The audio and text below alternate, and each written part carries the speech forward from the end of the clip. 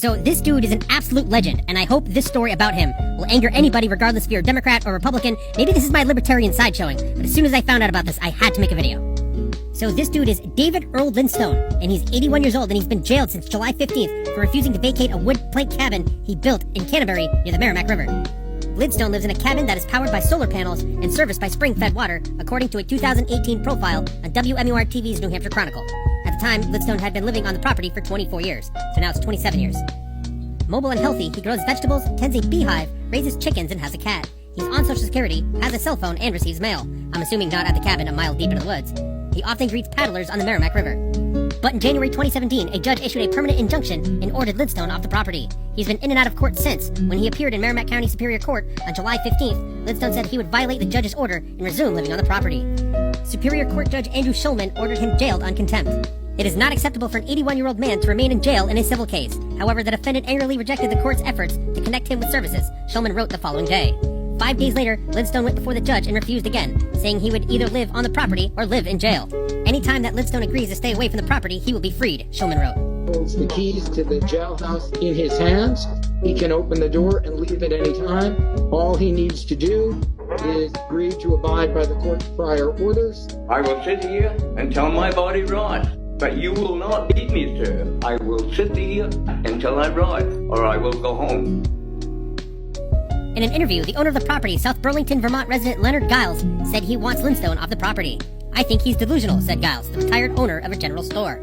He didn't express sympathy for the 81-year-old in jail. I'm 85 and I'm not in jail. Those were his exact quotes.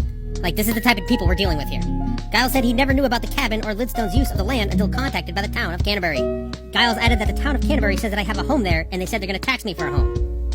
Lindstone has claimed that the previous owner of the property promised he could live there for the rest of his life, but Lindstone has nothing in writing, and a judge has ruled against that claim and said Lindstone has no adverse possession rights.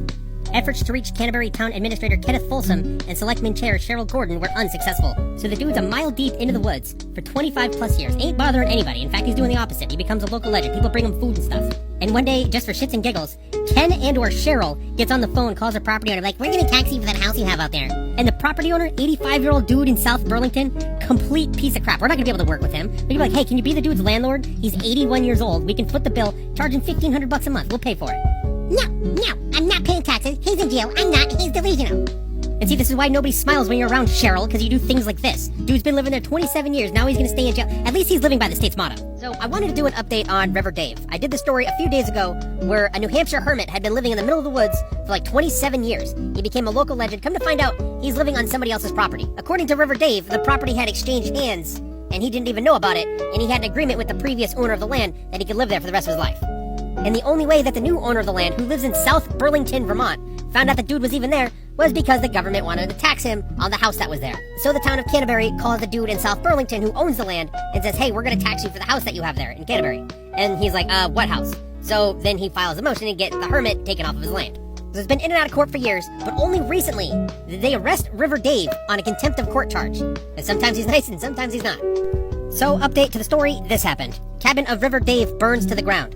So it's there for 27 years, everything's fine. You arrest him on a contempt of court charge, and 2 weeks later, his cabin burns to the ground. The cabin of River Dave Lindstone, the hermit in jail for refusing to vacate his homestead, was destroyed in a fire Wednesday afternoon. Canterbury's fire chief, Mike Gamache, said in a statement that arson investigators, accelerant-sniffing dogs, and Canterbury police were combing the area for clues for what might have started the fire. He said, we can all assume what the cause is, but you can't say how it was started without the facts. After Lindstone's plight appeared on national news websites, he received an outpouring of support. People had come forward to offer to upgrade the structure, build a road, and pay taxes in an effort to keep him on the land. Lindstone had a quote, and it could be New Hampshire's new quote. This is not Giles' fault, this is not my fault, it's your lying, cheating judicial system.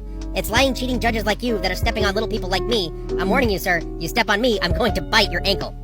Along with his cabin, he had a cat, chickens, and a beehive, all of which I'm assuming were destroyed too. I mean, nobody's not calling it suspicious. Everyone's calling it suspicious. And I mean, we all know why. But who? Giles is 85 years old. If he made the call, and it's on his property, is it legal? I guarantee you he had something to do with it. It didn't need to end this way, but this is the way it ended. Most of my followers will remember this charming fella, River Dave. He's a New Hampshire hermit who lived in the middle of the woods for like 30 years. The town of Canterbury finds out he's living there, contacts the owner of the land that River Dave didn't even know. Hey, we're gonna tax you for that house in the middle of the woods. The owner of the property's like, what house? They end up arresting River Dave, and then his house burns down. if you want more on the story, I actually did 2 videos on this. This is kind of like a part 3. But take a look at this. Tech billionaire gives River Dave $180,000. There has been an outpouring of support for David Lidstone since he was jailed on July 15th and accused of squatting for nearly 30 years on a property owned by a Vermont man. His cabin burned down this month shortly before his release, but he recently secured temporary housing through the winter. His location is being kept secret to protect his privacy, but supporters will have a chance to meet him at a thank you event in Warner, New Hampshire on Saturday. River Dave, for his part, said he doesn't think he could go back to being a hermit. He said, maybe the things I've been trying to avoid are the things I really need in life, he told the Associated Press. Aw, see, that kind of sounds like the end of a Shrek movie. And then I saw her face.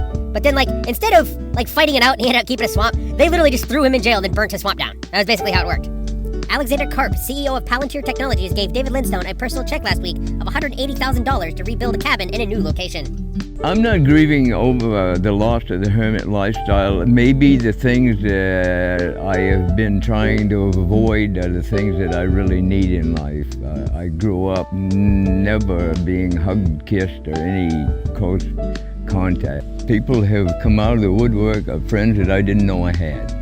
You know, they've done everything they can to help. So maybe I was a hermit for nothing. Lidstone's story grabbed international attention. Nearly 7,200 have signed an online petition in support of Lidstone, and 5 separate efforts on GoFundMe to raise money for him have brought in $39,000 on top of the $180,000 given to him by the billionaire. Somebody asked me once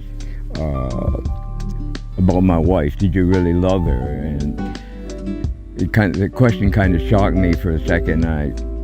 I've never loved anybody in my life.